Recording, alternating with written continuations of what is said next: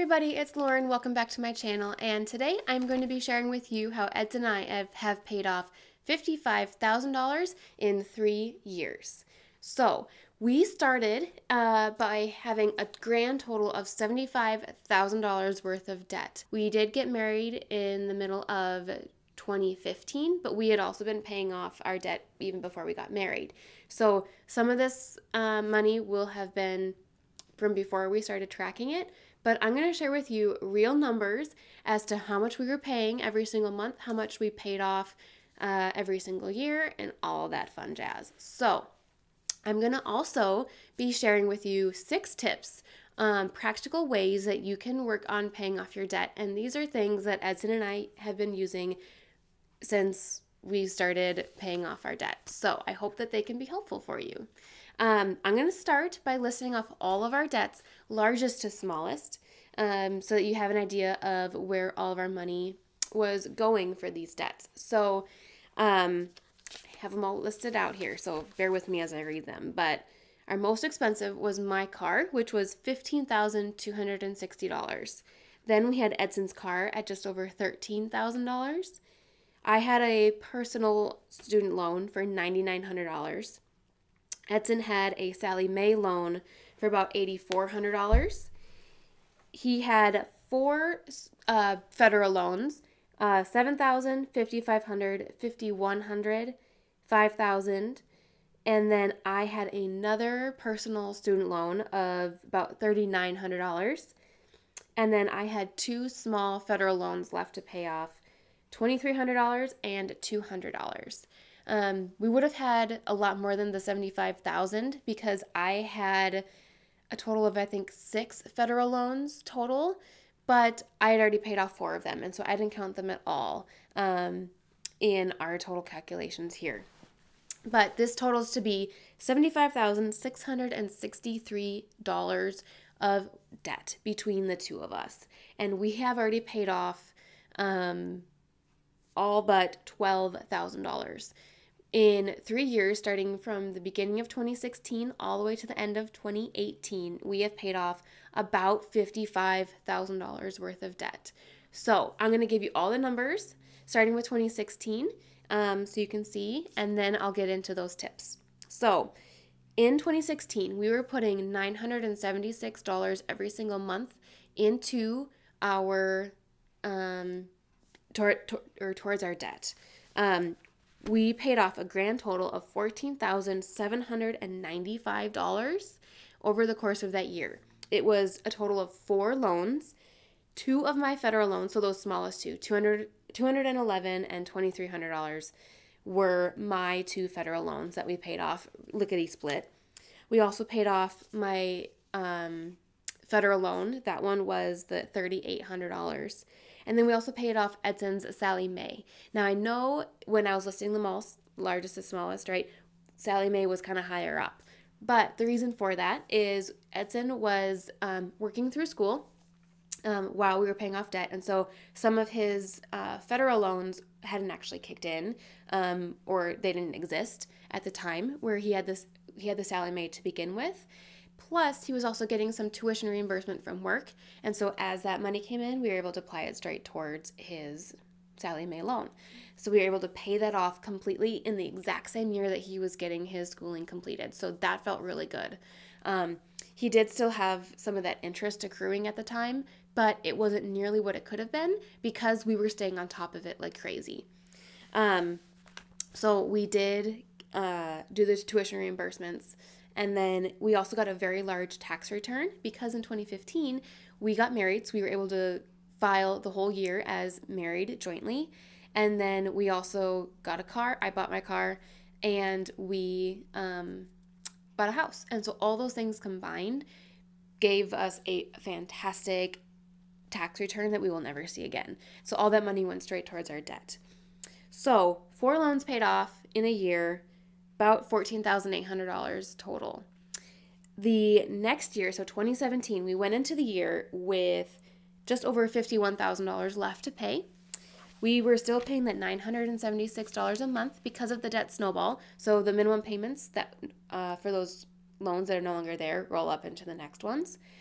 But we were able to pay off $19,260 in that year. We paid off 2 loans. We paid off one of Edson's federal loans, as well as my very last student loan. So I am now student loan debt free, me personally. Felt amazing. And that one was just almost $10,000 right there. So we paid off a lot in 2017. And I would say that's pretty amazing considering we were also saving for a baby. We were saving for a baby emergency fund, not to be confused with the starter $1,000 emergency fund. After 2 years, we've paid off 6 loans and $34,000 in 2 years, which is pretty amazing. So then starting 2018, we had just under $32,000 left to pay. And we did have to adjust just slightly how much we were putting towards our debt snowball because January of 2018, I had Nick. And so I was on maternity leave for 3 months, and then we had to start paying childcare. So that did adjust our budget a little bit. But despite that, we were paying $812 a month, and we still paid off just shy of $20,000, roughly $19,947. That's amazing again. It was 3 loans, 2 of Edson's federal loans, as well as his car. And so even though for 3 months I was on maternity leave getting about 50% pay, and even though we started adding hundreds of dollars every single month towards our childcare, we still came out ahead. It was amazing. And I do want to say these past 3 years, we averaged about $75,000 to $80,000 take-home pay. That includes all the overtime we were doing. I had been putting in tons of overtime every time Edson would travel for work. A lot of that was overtime. And so that helped us immensely. But so in those 3 years, we paid off a crazy amount of money, and now we are starting 2019 with about $12,000 left to pay. And so we're going to get through that $12,000 in no time at all. I'm going to be doing another video that's going to be posted very soon on how we plan on paying off that $12,000 and by when in 2019. So stay tuned for that video. But I now want to get into our 6 tips on how we personally have been able to make this possible. These numbers are astounding, right? That's an average of $18,000 a year, about $1,500 a month that we were putting towards our debt. You might wonder, how do you do it? Here's how. Tip number 1. Okay, tip number 1 is to budget. Make sure you have a budget and that you are very intentional with your budget. You and your spouse need to be on board and on the same page. Okay, it can't just be the nerd, it can't just be the one person that's doing the budget and managing all the money. You both have to know what's going on. You both have to have a say. Otherwise, you're going to have some conflict. Someone's going to be doing things secretively, whatever. Make sure you're on the same page. Okay? With your budget, you want to make sure that all leftover money is going towards your debt. So as you budget for the beginning of each month, if you have any leftover to make it to a zero-based budget, plan to have that money go towards your debt. And then at the end of the month, when you are reconciling your budget and balancing it out, any leftover money is going to be an extra payment towards your debt. We did that every single month, and it really, really helps. It does help kind of offset some of that principal even, and the interest. But so we made sure that every single month we were putting more than those minimum payments into our debt. Tip number 2, all of your extra paychecks and your bonuses are going to go towards debt as well. If you get paid every other week like we do, twice a year, there are 2 months in the year where you get 3 paychecks. And so we said those 2 months, that third paycheck that we get is going towards our debt. Every once in a while, over these past 3 years, we'd say, you know what, we need a couple $100 here and there for certain big expenses that are coming up. Otherwise, we said, oh, we already know that money is allocated towards our debt, and that feels amazing. Also, for our bonuses, if we are blessed with a bonus, we know that that money is going to go towards our debt as well. We may set aside a little bit in order to, like I said, those bigger expenses, but for the most part, all that money, those large sums of money, are going straight towards the debt, and that feels really good when you can make a large payment like that. Tip number 3, tax returns are also going to go towards your debt. I had mentioned that in 2016, we got a very large tax return because of how the different things that went on for 2015. So all of that money, we did set aside a little bit for a vacation we knew we were going on, but all of that money went straight towards debt. And so that's how we were able to pay off so much right away in 2016. And that feels amazing. Now, ideally, you wouldn't get a tax return and you wouldn't have to pay in for taxes every year. Whole nother conversation to have. But if you do happen to get a tax return, make sure to put that money towards your debt right away. Okay? That's not free money you get to go on a shopping spree or anything. No, you are intentional about paying off your debt. Make sure that's where that money is going.